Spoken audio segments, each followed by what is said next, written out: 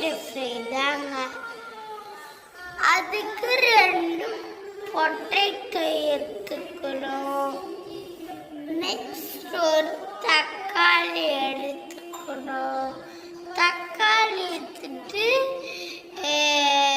கத்தி, உப்பு, மிளகாய் எடுத்துக்கணும். கூட ஒரு தண்ணி எடுத்துக்கணும்.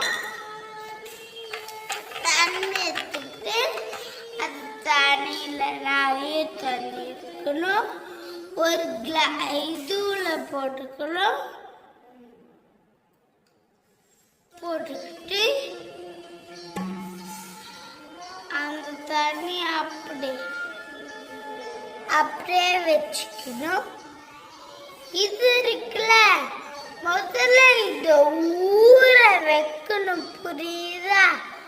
5 minutes அப்புறம் பார்க்கலாம். சாரி, வாஷ் பண்ணிக்கிட்டேன். எல்லாமே வாஷ் பண்ணிக்கிறோம். முதல்ல நம்ம ஃபுல்லாக இந்த மாதிரி ஒரு பாத்திரத்தில் தண்ணி பிடிச்சிக்கணும். நெக்ஸ்ட் கட் பண்ணிக்கலாமா? அதுக்கு முதல்ல இதை வச்சு தான் கட் பண்ணணும். அப்படியே கட் பண்ணக்கூடாது. சரி, கட் பண்ணிடலாம். கட் பண்ணிட்டோமா? எப்படி? நெக்ஸ்ட் வந்து பொட்டேட்டோல நீட்டு ஷார்ட்ஸா குட்டி பொட்டேட்டோல அந்த மாதிரி கட் பண்ணோம். ஓகேங்களா? வாஷ் பண்ணோமா? இப்போ கட் பண்ணலாமா? நம்ம கட் பண்ண தக்காளிய அதை நம்ம தண்ணியில் போட்டுக்கணும். இந்த மாதிரி குட்டி குட்டி பொட்டேட்டோ மாதிரி பண்ணிக்கணும். நெக்ஸ்டா இந்த பொட்டேட்டோவை ஊற வைக்கணும். புரியுதா? கொஞ்ச நேரம் பார்த்து பார்க்கலாம்.